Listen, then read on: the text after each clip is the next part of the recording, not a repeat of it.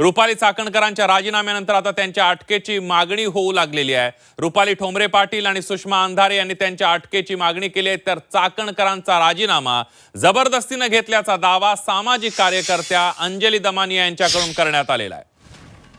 चाकणकरांच्या प्रदेशाध्यक्षपदाचा राजीनामा घेण्यात आलेला आहे, तर दुसरीकडे फक्त राजीनामा नको त्यांना अटक करा अशा प्रकारची मागणी अंधारे आणि ठोंबरे पाटील यांनी केलेली आहे। बघूयात या संदर्भातला एक स्पेशल रिपोर्ट। त्या गुन्ह्यामध्ये त्यांना तुम्हाला आजही सांगते त्यांना अटक होणार आहे। तो राजीनामा होणं हे अपेक्षित होतं।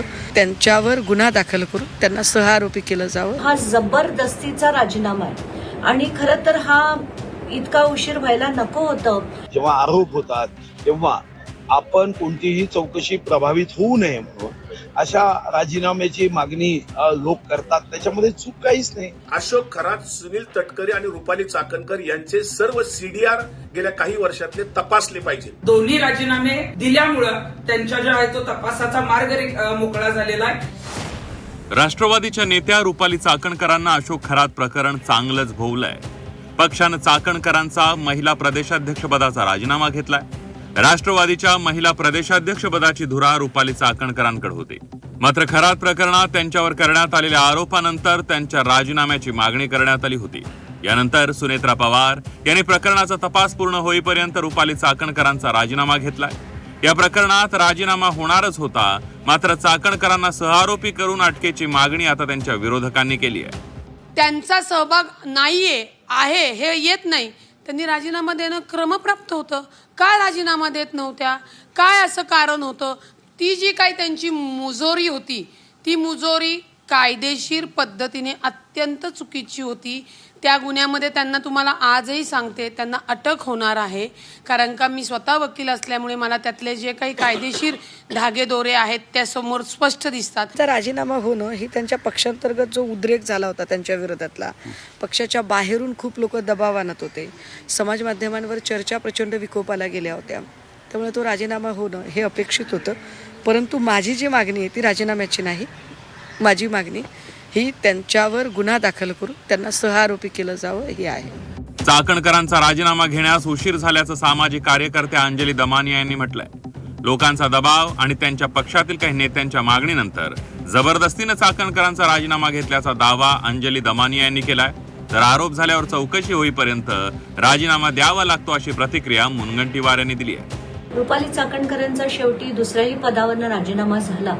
पहिल्या पदावरनं सीएमने निर्देश दिले म्हणून आणि दुसऱ्या पदावरनं लोकांची जबरदस्ती होती, राष्ट्रवादीच्या अनेक आमदारांनी त्याच्यावर आक्षेप घेतले म्हणून झालेला हा जबरदस्तीचा राजीनामा आहे आणि खरं तर हा इतका उशीर व्हायला नको होतं।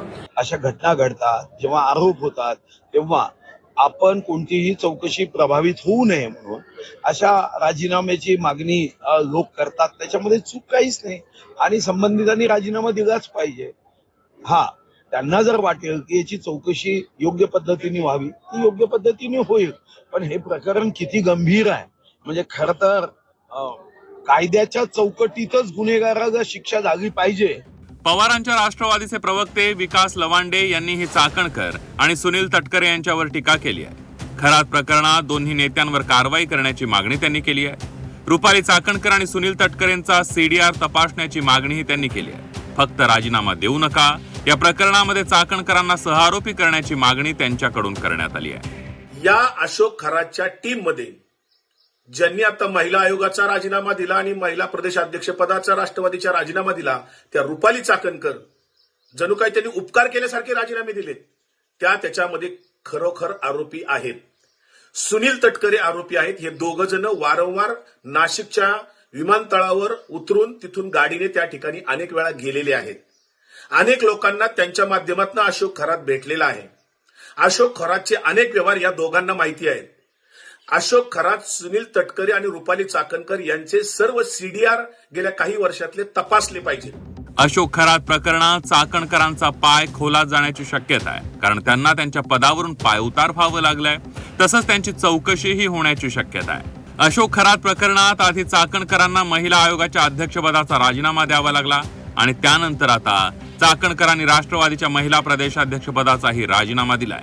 ज्या पद्धतीनं तपास वेगवान सुरू आहे त्या प्रदेशाध्यक्ष पदावर सत्ताधारी पक्षात असताना दबाव आला असता त्या तपासावर, त्यामुळे त्यांनी तो राजीनामा द्यावा किंवा त्यांची हकालपट्टी व्हावी अशी मी मागणी केली होती. पण आता देर आहे दुरुस्त आहे असं म्हणावं लागेल. आता त्यांचा जो आहे तो राजीनामा तब्बल अशोक खरातला 10 दिवस अटक केल्यानंतर आलेला आहे आणि आता दोन्ही राजीनामे दिल्यामुळं त्यांच्या जो आहे तो तपासाचा मार्ग मोकळा झालेला आहे. रुपाली चाकणकरांना खरात प्रकरणात दुहेरी धक्का बसलाय.